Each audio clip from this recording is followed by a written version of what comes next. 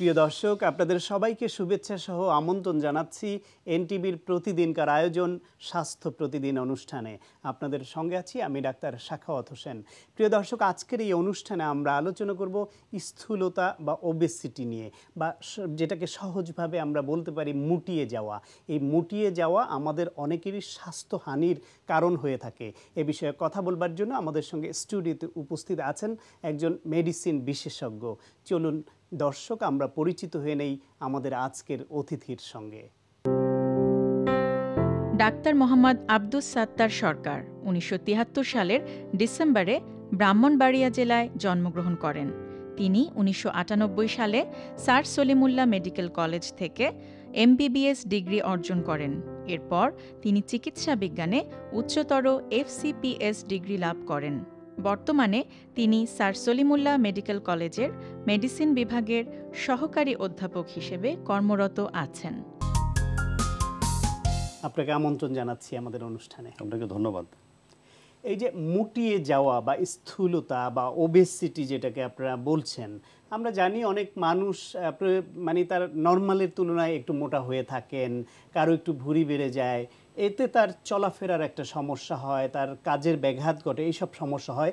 এটা তো তিনি নিজে মেনেই নিচ্ছেন, কিন্তু তারপরেও তার স্বাস্থ্যহানির বিষয়টা কতখানি এটার সঙ্গে রিলেটেড, কেন এটাকে আপনারা এত গুরুত্ব দিচ্ছেন? ধন্যবাদ। প্রিয় দর্শক শ্রোতা, আসসালামু আলাইকুম। আজকে আমরা খুবই গুরুত্বপূর্ণ একটা ব্যাপার নিয়ে আলোচনা করছি, ওবেসিটি বা স্থূলতা, অথবা বাংলায় যদি আরও বাংলায় যদি বলি মুটিয়ে যাওয়া। দেখুন, এই ব্যাপারটা নিয়ে কিন্তু আমরা এতটা সিরিয়াস না, বাট এটার কিন্তু অনেক সিরিয়াস এবং খারাপ স্বাস্থ্য কনসিকুয়েন্স আছে, খারাপ ইফেক্ট আছে স্বাস্থ্যে। যেমন কি ক্ষতি হবে? আমি আপনাকে যদি ছোট করে বলি, আমরা খুব মেল নিউট্রিশন নিয়ে খুব ওয়ারিড। একটু খেয়াল করুন, আমরা যখন দেখি একটা বাচ্চা বা একটা একজন মানুষ রাস্তায় খুবই কঙ্কালসার পড়ে আছে, একটু চিন্তা করুন, আফ্রিকা যারা না খেয়ে থাকেন তাদের অনেক ছবি আমরা দেখি, এদের দেখলে যেরকম মায়া হয়, আপনি একটা মোটা মানুষ দেখলে তার কিন্তু এত মায়া হয় না। আসলে দুইটা কিন্তু সেম অসুখ। মেল নিউট্রিশনের দুইটা স্পেকট্রাম থাকে, একদিকে হয়ে যায় একদম শুকনা, যার কঙ্কালসার হয়ে যায়, সেটা যেমন আন্ডার নিউট্রিশন, তদ্রূপ ওভার নিউট্রিশনে কিন্তু তার মোটা হয়ে যায়। একই দুঃখ হওয়া উচিত দুজনের জন্য। মানে স্বাস্থ্যগত দিক থেকে পুষ্টিহীনতা যেরকম ঝুঁকিপূর্ণ, পুষ্টি আধিক্য সেরকম বা অতি আধিক্য সেরকম ঝুঁকিপূর্ণ। অবশ্যই। সেটা কি কি কি ঝুঁকি? তার কারণ হচ্ছে, দেখেন, একটা মোটা মানুষ, খুবই সংক্ষেপে আমরা যদি সাদা চোখে দেখি, সমাজে কিন্তু তার অন্যদের তুলনায় গুরুত্ব কম। তার ওজনের জন্য সাইকোলজিক্যাল ইফেক্ট হয় কিছু, সে ডিপ্রেশনে থাকে, সে যখন স্কুল কলেজে যায় তার পারফরমেন্স খারাপ থাকে বিভিন্ন ক্ষেত্রে, যেমন স্পোর্টস সে করতে পারে না, তার বন্ধুরা তখন স্পোর্টস করছে, তার প্রমোশন কম হয়, অনেক ক্ষেত্রে স্টাডি আছে, এই জন্য সে সাইকোলজিক্যাল ইফেক্ট মানে সাপ্রেশনে থাকে। গুরুত্বপূর্ণ যেটা হচ্ছে metabolic syndrome, high blood pressure, diabetes mellitus, বিশেষ করে টাইপ 2 ডায়াবেটিস মেলাইটাস, রক্তের চর্বি বেড়ে যাওয়া, এগুলো বেড়ে গেলে কি সমস্যা হচ্ছে আপনার? এগুলাই প্রধান কারণ হচ্ছে হার্ট অ্যাটাক, ব্রেনের স্ট্রোক হচ্ছে, আর অন্যান্য এরকম যে সাডেন ডেথের কজগুলো, এগুলো কিন্তু এর পিছনে ভূমিকা কিন্তু এই মোটা হয়ে যাওয়ার অনেক ভূমিকা আছে। সুতরাং মোটা হয়ে যাওয়াটাকে আমরা সহজভাবে না নিয়ে যদি গুরুত্বপূর্ণ অসুখ হিসেবে নেই, তাহলে বোধহয় আমাদের অনেক উপকার হয়। মোটা হওয়া প্রতিরোধ করা মানে একসঙ্গে অনেকগুলি রোগকে প্রতিরোধ করা, গুরুত্বপূর্ণ অনেকগুলি রোগকে প্রতিরোধ করা। এখন আপনার এই কথা শুনে আমরা একটু চিন্তিত হয়ে পড়তে পারি যে আমি কি মুটিয়ে গিয়েছি কিনা, আমি কি ওবেজ কিনা। তাহলে একজন মানুষ, তাকে আপনি কখন ওবেজ বা স্থূল বলবেন? এর ক্রাইটেরিয়াটা কি? আচ্ছা, দেখলেই বোঝা যায় একজন মানুষ মোটা কিছুক্ষণ। তারপরেও আমরা যেহেতু চিকিৎসকের ভাষায় বিজ্ঞান নিয়ে কথা বলছি, এখানে হচ্ছে বিএমআই বলে একটা কথা আছে, বডি মাস ইন্ডেক্স। একজন মানুষের ওজন নিব এবং তার সারফেস এরিয়া নিয়ে এটা থেকে আমরা রেশিও করে কেজি বাই মিটার স্কোয়ার দিয়ে ভাগ করি, এটা বিএমআই বলে। সাধারণত বিএমআই 18.5 থেকে 24.9 এই পর্যন্ত নর্মাল। 25-এর উপরে গেলেই ওভারওয়েট বলা হয় এটাকে, এবং 30-এর উপরে যদি চলে যায় এটাকে ওবেস বলে। ওবেসের আবার বিভিন্ন রকম ভেদ আছে। 40-এর উপরে গেলে এটাকে বলে মরবিড অথবা মরণশীল মোটা। যদি আরেকটু সহজ করে যদি বুঝিয়ে দেন, আমি চিকিৎসকের কাছে যেতে চাই না, আমার বাসায় আমি আমার ওজন এবং উচ্চতা দিয়ে আমি বের করতে চাই যে আমি প্রয়োজনের তুলনায় কতটুকু বেশি স্থূল, তার উপায়টা কি? ওজন তো আপনি কত কেজি নিয়ে নেবেন, ধরেন আমি 60 কেজি ওজনের আমি। আর যেই সারফেস এরিয়া বের করার একটা লম্বা ফর্মুলা আছে, এটা আসলে এখানে ঠিকভাবে দেওয়া যাচ্ছে না। আপনি ওজন এবং ওই সারফেস এরিয়ার যে ফর্মুলা আছে, ওই সারফেস এরিয়া বের করে ওজনকে সারফেস এরিয়াতে ভাগ করলে ওটা চলে আসে আসলে। মানে এটা চিকিৎসকরা বা নিউট্রিশনিস্ট যারা তারা বের করে দিবেন। তারা বের করে দিবেন। আচ্ছা, এভাবে বের হলো। এই স্থূলতার কি ধরন আছে যে একটু কম স্থূল, মাঝারি ধরনের বা বেশি, বা এর রকম ভেদে ক্ষতিরও পার্থক্য নিশ্চয়ই আছে? সেটি কি? বিজ্ঞানসম্মতভাবে স্থূলতা 3 রকম। টাইপ 1 এটাকে বলে মডারেট রিস্ক অফ কার্ডিওভাস্কুলার অথবা heart attack, type 2 severe, and type 3 very severe. আর অন্যভাবে যদি আমরা বলি, আসলে সে কত মোটা সেটার চেয়ে ইম্পর্টেন্ট হচ্ছে সে কোন ধরনের মোটা। 2 রকম মোটা আছে, একটা হচ্ছে সেন্ট্রাল ওবেসিটি বা পেটে চর্বি জমে যাওয়া, আর হচ্ছে জেনারেলাইজড অথবা চামড়ার নিচে সারা শরীরে একটু মোটাসোটা হওয়া। যেটা সেন্ট্রাল ওবেসিটি বা পেট মোটা, হাত পা চিকন, সেটা কিন্তু সবচেয়ে খারাপ। আর যেটা সাধারণত অ্যাজ এ হোল সে মোটা, তার থেকে মানে এটা কম্পারেটিভলি বেটার দেন সেন্ট্রাল ওবেসিটি। এই যে একজন মানুষ মুটিয়ে যাচ্ছেন, তার প্রধানত কারণ কি? আমরা জানি যে লাইফস্টাইল খুব গুরুত্বপূর্ণ, তার খাওয়া দাওয়া, ব্যায়াম, যে সামগ্রিক বিষয়টা। কিন্তু কমনলি কোন কোন বিষয়গুলি প্রভাব ফেলে মোটা হয়ে যাওয়ার জন্য?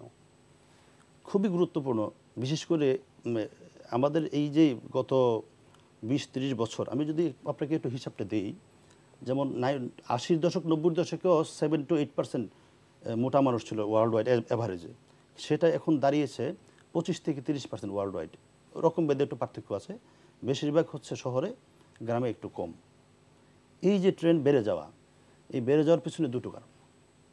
একটা হচ্ছে আপনি এনার্জি ইনটেক বেশি করছেন, যেমন খাওয়ার পরিমাণ বাড়ছে, কনডেন্স খাবার আমরা বেশি, যেটা ফাস্টফুড খাচ্ছি অথবা বিভিন্ন কনডেন্স তৈরি খাবার যেগুলো রেডিমেড, ওগুলোতে অল্প খাবারে বেশি এনার্জি, এবং আমরা রেগুলার মিল খাচ্ছি না। অন দ্য আদার হ্যান্ড আপনি দেখেন যে খরচ কম হচ্ছে খাবার, আপনি অটোমেশনে চলে গেছেন। আগে যে ছেলেটা, যে বাচ্চাটা, যে লোক তার কর্মক্ষেত্রে অথবা স্কুলে হেঁটে যেতেন, এখন উনি কিন্তু ঘর থেকে বের হয়ে গাড়িতে চলে যাচ্ছেন, বলছে কার ওনারশিপ। স্কুলে কোনো স্পোর্টস নেই, কোনো মাঠ নেই, দেখেন শহরে কোনো মাঠ নেই, সব শেষ হয়ে গেছে। এবং বাচ্চাদের টেন্ডেন্সি হচ্ছে এখন, বা সবারই, আমরা এখন ল্যাপটপে বসছি, টিভি দেখছি, মুভি দেখছি এবং গেম খেলছে বাচ্চারা। তাদের এনার্জি কখনোই এক্সপেন্ডিচার হচ্ছে না। একদিকে খাচ্ছি বেশি, অন্যদিকে খরচ করছি কম, তাহলে কি হবে? এটা জমা হবে, সে মোটা হয়ে যাবে। মানে আমার আয় বেশি হচ্ছে, আবার ব্যয় কম হচ্ছে, ফলে জমার পরিমাণ বেড়ে যাচ্ছে। বলছে এফ্লুয়েন্সিও একটা গুরুত্বপূর্ণ ভূমিকা, বই পুস্তকে লিখছে এরকম। তাহলে আমরা যদি যারা মোটা হয়ে গেছি মনে করেন, তারা মোটা থাকতে চাই না, যেহেতু এটা অনেক ক্ষতিকর দিক আছে জানলাম, আমরা কমাতে চাই, উপায় কি? উপায় বেশিরভাগ হচ্ছে আপনি সতর্ক হবেন, আপনার লাইফস্টাইল চেঞ্জ করবেন, হাঁটাচলা করবেন, যেখানে হেঁটে যাওয়া যায় সেখানে কাজে হেঁটে চলে যাবেন। আর হচ্ছে নিয়ম করে যদি আপনি 30 মিনিট হাঁটতে হবে, কোনো উপায় নেই। খাওয়া দাওয়ার মধ্যে আমরা যে ডেন্স এনার্জিযুক্ত খাবারগুলো খাচ্ছি, বিশেষ করে ফাস্টফুড, বাইরের খাবারগুলো অ্যাভয়েড করে রেগুলার খাবার, শাকসবজি, ফলমূল বেশি খেতে হবে, পর্যাপ্ত পরিমাণে পুষ্টিকর খাবার খেতে হবে। 2 নম্বর হচ্ছে কিছু কারণ আসলে আমি বলি নাই, যেমন কিছু হরমোনের কারণ, থাইরয়েডের হাইপোথাইরয়েড বলে, কিছু কোশিং সিনড্রোম বলে একটা অসুখ আছে, কিছু ড্রাগ, বিশেষ করে ডায়াবেটিসের সকল ওষুধ, ইনসুলিন সহকারে, বিটা ব্লকার নামে প্রেশার ওষুধ বা অন্যান্য ওষুধ আছে, স্টেরয়েড জাতীয় ওষুধ আছে, oral contraceptive pill, very important আমাদের যে মা বোনরা আছেন তাদের জন্য। এরকম আরও কিছু ওষুধ, যেমন অ্যান্টিসাইকোটিক, মানসিক রোগের ওষুধ, এই ওষুধগুলোও কিন্তু মোটা করে খুব সাবধানে আমরা দিতে হবে। আর বাকি হচ্ছে ওষুধ, মোটা কমানোর ওষুধ আসলে মার্কেটে আছে 2-3 ধরনের, সিবুট্রামিন, অলিস্টেট নামে, এগুলার প্রচুর সাইড ইফেক্ট, আমরা এগুলা দিতে চাই না আসলে। কিন্তু আমরা তো নানান রকমের চটকদার বিজ্ঞাপন দেখতে চাই। আগে এক সময় চিকন নিয়ে চিন্তিত ছিলাম আমরা, তখন দেখতাম চিকন স্বাস্থ্য মোটা করিয়া থাকি। এখন আবার প্রচুর দেখি, যেহেতু আমরা মুটিয়ে যাওয়া নিয়ে বেশি চিন্তিত আপনাদের এই বলার কারণে, প্রচারের কারণে, মোটা স্বাস্থ্য চিকন ও সুন্দর করিয়া থাকি। এই জাতীয় চিকিৎসার ভিত্তি কতখানি, বা এটা কি আইডিয়াল কিনা, নাকি এটা ক্ষতির কারণও হতে পারে? আমি আপনার যেই ব্যাপারটা উত্থাপন করেছেন, এটা নিয়ে আসলে এখন প্রচলিত অনেক চিকিৎসার মধ্যে হচ্ছে চর্বি কমিয়ে দিব, এটাকে লাইপোসাকশন বিভিন্ন ক্ষেত্রে প্রচলিত আছে। এটা সায়েন্টিফিক বটে কিছু কিছু ক্ষেত্রে, তবে এর কস্ট খুবই বেশি, এক। দ্বিতীয়ত এর আসলে ইউনিফর্মলি যাতে আর ওজন কমাবে, এটা অনেক ক্ষেত্রে হয় না। 3 নম্বর হচ্ছে এটা মেনটেন করতে পারেন। অনেক সময় কিছু কিছু হ্যাজার্ডাস অবস্থা চলে আসে রোগীর ক্ষেত্রে। তো আমি মনে করি এই সব চিকিৎসা যে প্রচলিত বিজ্ঞাপন ভিত্তিক চিকিৎসা এগুলো নেওয়ার আগে আপনি অবশ্যই যাচাই বাছাই করে চিন্তা ভাবনা করে, আর বিশেষ করে অবৈজ্ঞানিক পদ্ধতি যেগুলি আছে ওজন কমানোর, বিভিন্ন রকমের অবিশ্বস্ত যেসব হার্বাল বা বিভিন্ন জায়গাগুলি আছে সেগুলো ভেবে চিনতে জেনে বুঝে যাওয়া দরকার। অবশ্যই এগুলোকে অ্যাভয়েড করতে হবে। আর অনেক মিনিট আমি আর একটু কথা বলছি যে সার্জারি, আমি 1-2 জন বিখ্যাত ব্যক্তির নাম বলছি এখানে। আপনার নিশ্চয়ই মনে আছে আদনান সামি, ম্যারাডোনা, ওনারা একসময় খুব মুটিয়ে গেছিলেন। ওনাদের ক্ষেত্রে আসলে খুবই রেয়ার, আমরা পারি না এখানে, সার্জারি কিছু ভূমিকা আছে, ব্যারিয়াট্রিক সার্জারি এখন পৃথিবীর অনেক জায়গায় হচ্ছে, ভলিউমটা কমায় দিচ্ছে, তখন খাওয়া দাওয়া কমে যায়, এখানেও কিছু ভূমিকা আছে আসলে। আপনাকে অনেক ধন্যবাদ, আমরা অনেক প্রয়োজনীয় তথ্য জানলাম। আপনাকে অনেক ধন্যবাদ, দর্শক শ্রোতা আপনাদেরও অনেক ধন্যবাদ। প্রিয় দর্শক, আমরা শুনছিলাম স্থূলতা হলে কি সমস্যা হতে পারে এবং তা থেকে পরিত্রাণের উপায় কি, সে বিষয়ে প্রয়োজনীয় কিছু পরামর্শ। আশা করি আপনাদের কাজে লেগেছে। আজকে আমরা দেখাবো কয়েকটা মুভমেন্ট স্টেপ বাই স্টেপ। সেটা হচ্ছে আপনি ফোকাস করবো হচ্ছে আপনার আমরা গ্লুটস মাসলকে, যেটা আমরা বলি হচ্ছে হিপসের যে মাসলটা। এখন এটা করার জন্য মানে ফোকাস করার জন্য যে জিনিসটা লাগবে আপনার লাগবে হচ্ছে প্রপার কনসেন্ট্রেশন। কারণ যদি প্রপার কনসেন্ট্রেশন না থাকে তাহলে আপনার মেইন প্রেশারটা চলে যাবে আপনার লেগসে অথবা চলে যাবে আপনার অ্যাবসে। আমরা চাচ্ছি না যে লেগস অথবা অ্যাবসটাকেই করাতে কাজ করতে, আমরা চাচ্ছি যে গ্লুটস মাসলটাকে কাজ করাতে।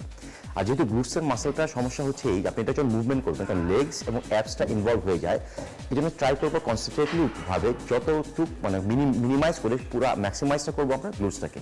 এখন দেখবেন যে কীভাবে গ্লুটসের ফার্স্ট এক্সারসাইজটা আমরা করবো। এখন দেখেন যে গ্লুটসের মেশিনে এখানে আসবেন, প্রথমে যে জিনিসটা করবেন আপনার থায়ের উপরে রাখবেন।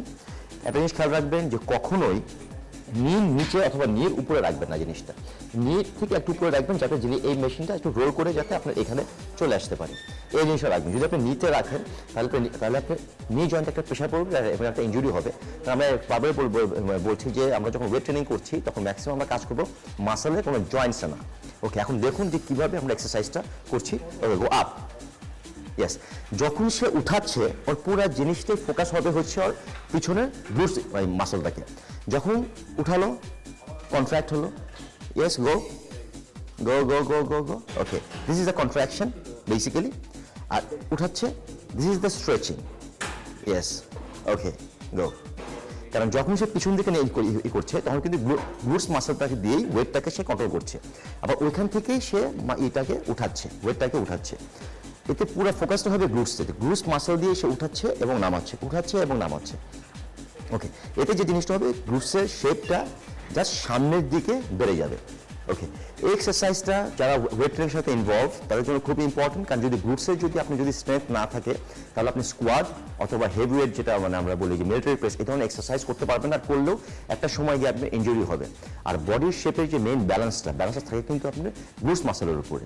আপনার বডি যদি খুব ভালো শেপে হয় আর যদি গ্লুটস মাসল ডেভেলপ না হয় তাহলে দেখতে কিন্তু মোটেও আপনাকে ভালো দেখা যাবে না, প্লাস বডির যে অ্যালাইনমেন্টটা নষ্ট থাকবে এবং একটা সময় গিয়ে অবশ্যই আপনার লোয়ার ব্যাকে গিয়ে একটা পেইন আপনি অনুভব করবেন। প্রিয় দর্শক, আমরা জানি সফেদা অত্যন্ত পুষ্টিকর একটি ফল, তাই চলুন এ বিষয়ে একজন পুষ্টিবিদের কাছ থেকে শুনি সফেদার পুষ্টিগুণ কতখানি এবং কি উপকারে আসে। সফেদা ছোট্ট মিষ্টি একটি ফল, সবার অগোচরেই বাজারে আসে, আবার সবার অগোচরেই বাজার থেকে হারিয়ে যায়। এটি একটি খুবই পুষ্টি সমৃদ্ধ ফল এবং এতে প্রায় 83 কিলোক্যালোরি শক্তি আছে, কার্বোহাইড্রেট প্রায় 19 গ্রাম এবং 5 থেকে 3 গ্রাম আমরা ফাইবার পাচ্ছি এ থেকে। এতে ভিটামিন, মিনারেলস এবং অ্যান্টিঅক্সিডেন্ট থাকার কারণে এটি আমাদের রোগ প্রতিরোধে বিশেষ ভূমিকা পালন করছে।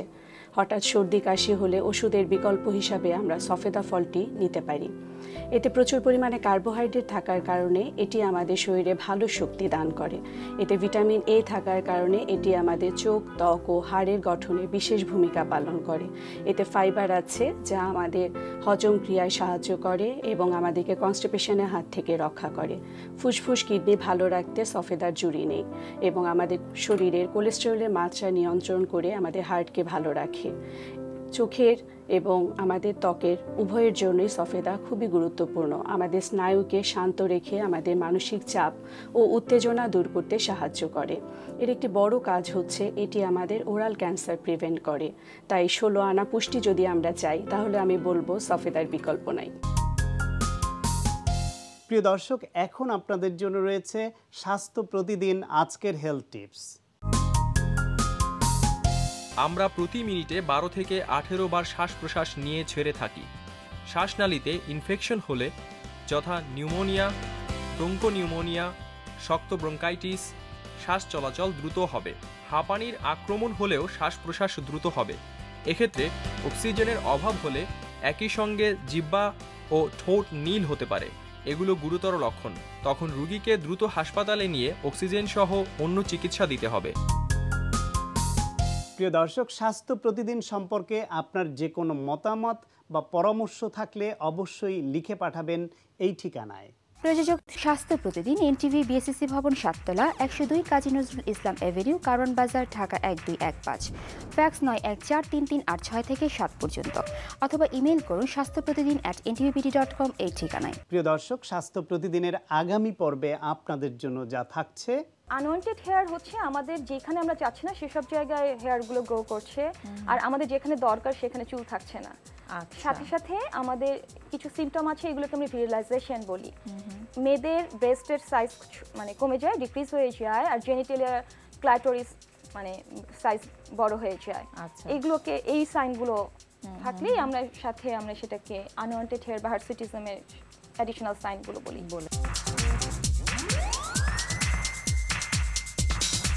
প্রিয় দর্শক, বিশ্বের যে কোনো প্রান্তে যে কোনো সময় এনটিভিতে সম্প্রচারিত আপনার প্রিয় স্বাস্থ্য প্রতিদিন দেখার জন্য ভিজিট করুন আমাদের পূর্ণাঙ্গ ওয়েব পোর্টাল www.ntvbd.com। দর্শক, আজ এ পর্যন্তই। সবাই ভালো থাকুন, সুস্থ থাকুন এবং নিরাপদে থাকুন। দেখা হবে আগামীকাল ঠিক একই সময়ে আপনার প্রিয় এনটিভির পর্দায়।